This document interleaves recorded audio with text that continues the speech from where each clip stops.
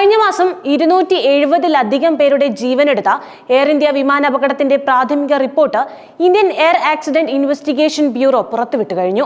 വിമാനത്തിന് കാര്യമായ തകരാറുകളൊന്നും തന്നെ ഉണ്ടായിരുന്നില്ല എന്നാണ് റിപ്പോർട്ടിൽ പറയുന്നത്.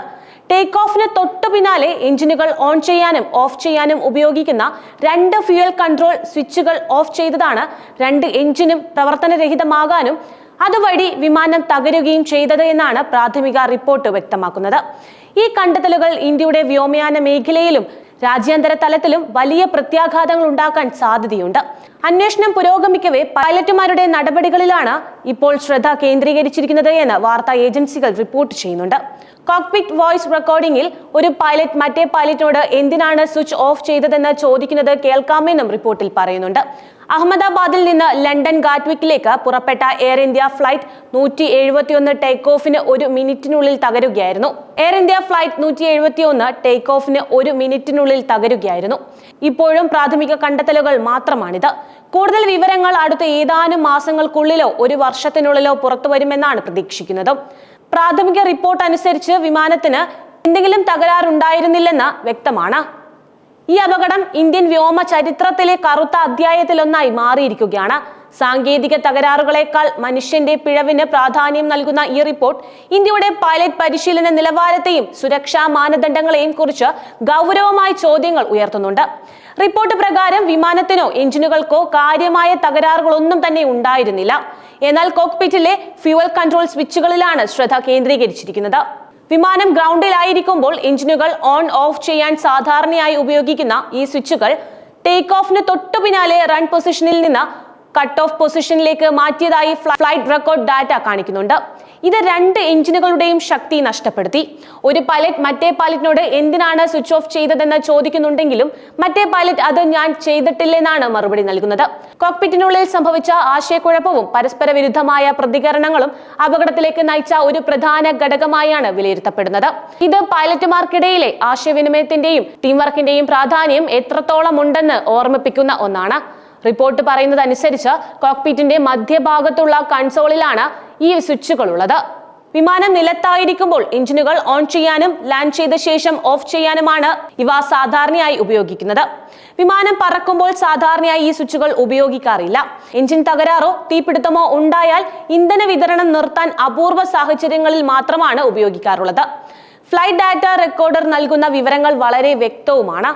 2 സ്വിച്ചുകളും കട്ട് ഓഫ് പൊസിഷനിലായിരുന്നു. ഒരു പൈലറ്റ് അത് ആരാണെന്ന് വ്യക്തമല്ല. ഇത് ശ്രദ്ധിക്കുകയും മറ്റേ പൈലറ്റിനോട് എന്തിനാണ് സ്വിച്ചുകൾ കട്ട് ഓഫ് പൊസിഷനിലേക്ക് മാറ്റിയതെന്ന് ചോദിക്കുകയും ചെയ്തു. സ്വിച്ചുകൾ മാറ്റിയ പൈലറ്റിന്റെ ഉദ്ദേശം എന്തായിരുന്നുവെന്ന് ഇപ്പോൾ അറിയില്ല. ഇത് സംഭവിച്ചു എന്നുള്ള കാര്യം മാത്രമാണ് അറിയാൻ സാധിക്കുന്നതും. അന്വേഷണത്തിന്റെ അടുത്ത ഘട്ടം കോക്പിറ്റിലെ ആശയക്കുഴപ്പം എന്തായിരുന്നു എന്നതിലായിരിക്കും ശ്രദ്ധ കേന്ദ്രീകരിക്കുക. ടേക്ക് ഓഫിന് തൊട്ടു പിന്നാലെ ഒരു പ്രതിസന്ധി ഉണ്ടാകുമ്പോൾ വളരെ ബുദ്ധിമുട്ടുള്ള സാഹചര്യമാണെന്നും ഒരു പൈലറ്റിന് തെറ്റ് പറ്റിയതാകാമെന്നും അല്ലെങ്കിൽ മറ്റ് കാരണങ്ങൾ ഉണ്ടാകാമെന്നുമാണ് റിപ്പോർട്ട് സൂചിപ്പിക്കുന്നത്. ഇത് പൈലറ്റുമാരുടെ മാനസികാവസ്ഥ, പരിശീലനം, സമ്മർദ്ദം കൈകാര്യം ചെയ്യാനുള്ള കഴിവ് എന്നിവയെക്കുറിച്ചുള്ള ചോദ്യങ്ങളാണ് ഉയർത്തുന്നത്. ഈ സ്വിച്ചുകൾ ആകസ്മികമായി ഉപയോഗിക്കപ്പെടാതിരിക്കാൻ രൂപകൽപ്പന ചെയ്തവയാണ്. റൺ പൊസിഷനിൽ നിന്ന് കട്ട് ഓഫ് പൊസിഷനിലേക്ക് മാറ്റാൻ 2 ഘട്ടങ്ങളുള്ള പ്രക്രിയയാണിത്. ആ സ്വിച്ചുകൾ എന്തിനാണ് മാറ്റിയത് എന്നാണ് പ്രധാന ചോദ്യം. കാരണം ഈ നടപടിയാണ് വിമാനം തകരാൻ സാധ്യതയെന്ന് ഇപ്പോൾ നമുക്കറിയാം. എഞ്ചിനുകൾ പ്രവർത്തനരഹിതമായതിനു ശേഷം അവയുടെ ശക്തി കുറയാൻ തുടങ്ങി. ശക്തി വീണ്ടെടുക്കാൻ സമയമെടുക്കും. അത് പൈലറ്റുമാർക്ക് ലഭിച്ചില്ല. പ്രിയപ്പെട്ടവരെ നഷ്ടപ്പെട്ടവർക്ക് ഇത് വലിയൊരു ദുരന്തം തന്നെയാണ്. റിപ്പോർട്ട് പുറത്തു വന്നാലും പ്രിയപ്പെട്ടവരെ തിരികെ ലഭിക്കില്ലെന്ന് അപകടത്തിൽ ഭർത്താവിനെ നഷ്ടപ്പെട്ട ഒരു സ്ത്രീ പറഞ്ഞതായും അധികൃതർ വ്യക്തമാക്കുന്നുണ്ട്. ഈ ദുരന്തം ഇന്ത്യയുടെ വ്യോമ സുരക്ഷാ സംവിധാനങ്ങൾ കൂടുതൽ ശക്തമാക്കേണ്ടതിന്റെ ആവശ്യകതയിലേക്കാണ് വിരൽ ചൂണ്ടുന്നത്. ഈ പ്രാഥമിക റിപ്പോർട്ടിലെ കണ്ടെത്തലുകൾ ഇന്ത്യയുടെ വ്യോമയാന മേഖലയെ പല രീതിയിലും ബാധിക്കും. ഒന്നാമതായി എയർ ഇന്ത്യയുടെ പ്രതിച്ഛായയെയും വിശ്വാസ്യതയെയും ഇത് കാര്യമായി ബാധിച്ചേക്കും. ദേശീയ വിമാന കമ്പനി എന്ന നിലയിൽ എയർ ഇന്ത്യക്ക് വലിയ ഉത്തരവാദിത്തം തന്നെയുണ്ട്. ഇത്തരമൊരു ദുരന്തം പ്രത്യേകിച്ച് പൈലറ്റുമാരുടെ ഭാഗത്തു നിന്നുണ്ടായ പിഴവുകളിലേക്ക് വിരൽ ചൂണ്ടുന്നുവെങ്കിൽ യാത്രക്കാരുടെ വിശ്വാസം വീണ്ടെടുക്കുക എന്നത് വലിയ വെല്ലുവിളിയായി മാറും. സുരക്ഷാ മാനദണ്ഡങ്ങൾ പാലിക്കുന്നതിൽ എയർ ഇന്ത്യയുടെ കാര്യക്ഷമതയെക്കുറിച്ച് രാജ്യാന്തര തലത്തിൽ സംശയങ്ങൾ തന്നെ ഉയരാനും സാധ്യതയുണ്ട്. ഇത് വിദേശ റൂട്ടുകളിലെ യാത്രക്കാരുടെ എണ്ണത്തെയും വരുമാനത്തെയും ദോഷകരമായി ബാധിച്ചേക്കാം. രണ്ടാമതായി പൈലറ്റ് പരിശീലനത്തിലും ലൈസൻസിംഗിലും ഇന്ത്യ കൂടുതൽ കർശനമായ നടപടികൾ സ്വീകരിക്കേണ്ടി വരും. പൈലറ്റ്മാരുടെ കോക്പിറ്റ് വിഭവ മാനേജ്മെന്റ്, ആശയവിനിമയം, സമ്മർദ്ദ സാഹചര്യങ്ങൾ തീരുമാനമെടുക്കാനുള്ള കഴിവ് എന്നിവയിലെല്ലാം പുനരവലോകനം ചെയ്യേണ്ടി വരും. നിലവിലുള്ള പരിശീലന പരിപാടികളുടെ ഗുണമേന്മ, പൈലറ്റുമാരുടെ മാനസികാരോഗ്യം, ജോലിഭാരം തുടങ്ങിയ കാര്യങ്ങളിൽ വിശദമായ പഠനം ആവശ്യമായി വന്നേക്കാം. Indian director general of civil aviation പോലുള്ള റെഗുലേറ്ററി ബോഡികൾക്ക് ഈ വിഷയത്തിൽ വലിയ പങ്ക് വഹിക്കാനുണ്ട്. അവരുടെ മേൽനോട്ടത്തിലുള്ള സുരക്ഷാ ഓഡിറ്റുകൾ കൂടുതൽ കാര്യക്ഷമമാക്കി നടത്തേണ്ടി വരും. മൂന്നാമതായി, അന്താരാഷ്ട്ര വ്യോമയാന സമൂഹത്തിൽ ഇന്ത്യയുടെ സ്ഥാനമാണ് പറയേണ്ടത്. ഇങ്ങനെയൊരു അപകടം അതോ മനുഷ്യന്റെ പിഴവ് കാരണമാണെന്ന് കണ്ടെത്തിയാൽ അന്താരാഷ്ട്ര സിവിൽ ഏവിയേഷൻ ഓർഗനൈസേഷൻ പോലുള്ള ഏജൻസികളിൽ നിന്ന് ഇന്ത്യക്ക് കൂടുതൽ വെല്ലുവിളികൾ നേരിടേണ്ടി വരും.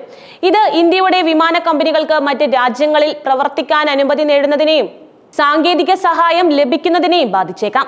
ഇന്ത്യയിലെ വിമാനത്താവളങ്ങളുടെയും എയർ ട്രാഫിക് കൺട്രോളിന്റെയും സുരക്ഷാ മാനദണ്ഡങ്ങളെക്കുറിച്ചും ചോദ്യങ്ങൾ ഉയർന്നേക്കാം. ഇത് അന്താരാഷ്ട്ര വ്യോമയാന മേഖലയിൽ ഇന്ത്യയുടെ നിലവാരത്തെ തന്നെ ബാധിക്കും. നാലാമതായി, ദുരന്ത നിവാരണ മാനേജ്മെന്റ്, അതായത് അപകടശേഷം രക്ഷാപ്രവർത്തനങ്ങളിലും ദുരന്ത നിവാരണത്തിലും എത്രത്തോളം വേഗത്തിലും കാര്യക്ഷമമായും പ്രതികരിക്കാൻ കഴിഞ്ഞു എന്നതും ഒരു പാഠമാണ്. ഭാവിയിൽ ഇത്തരം സാഹചര്യങ്ങൾ നേരിടാൻ കൂടുതൽ മികച്ച ഏകോപനവും വിഭവങ്ങളും ആവശ്യമായി വന്നേക്കാം. അഞ്ചാമതായി പറയാനുള്ളത് നിയമപരമായ പ്രത്യാഘാതങ്ങളെ കുറിച്ചാണ്. പൈലറ്റുമാർക്കെതിരെ നിയമ നടപടികൾ വരാനുള്ള സാധ്യത തള്ളിക്കളയാനാവില്ല. അതുപോലെ തന്നെ അപകടത്തിൽ മരിച്ചവരുടെ കുടുംബങ്ങൾക്ക് മതിയായ നഷ്ടപരിഹാരം ഉറപ്പാക്കേണ്ടത് സർക്കാരിന്റെയും എയർ ഇന്ത്യയുടെയും ഉത്തരവാദിത്തം കൂടിയാണ്. ഇത് വലിയ സാമ്പത്തിക ബാധ്യതയായി തന്നെ മാറിയേക്കാം. ഈ റിപ്പോർട്ട് ഒരു പ്രാഥമിക നിഗമനം മാത്രമാണെങ്കിലും ഇത് ഇന്ത്യയുടെ വ്യോമയാന സുരക്ഷാ സംവിധാനത്തിൽ സമൂലമായ മാറ്റങ്ങൾ വരുത്താൻ വഴിയൊരുക്കിയേക്കും. ദുരന്തത്തിൽ നിന്ന് പാഠം ഉൾക്കൊണ്ട് കൂടുതൽ സുരക്ഷിതമായ ഒരു വ്യോമയാന വ്യവസ്ഥ കെട്ടിപ്പടുക്കേണ്ടത് രാജ്യത്തിന്റെ അഭിമാനത്തിന്റെയും ജനങ്ങളുടെ സുരക്ഷയുടെയും വിഷയമാണ്. ഭാവിയിലെ അന്വേഷണ റിപ്പോർട്ടുകൾ കൂടുതൽ വ്യക്തത നൽകുമെങ്കിലും ഇപ്പോൾ പുറത്തു വന്ന വിവരങ്ങൾ തന്നെ ഇന്ത്യക്ക് മുന്നിൽ വലിയ വെല്ലുവിളികളും ഉത്തരവാദിത്തങ്ങളുമാണ് ഉയർത്തുന്നത്.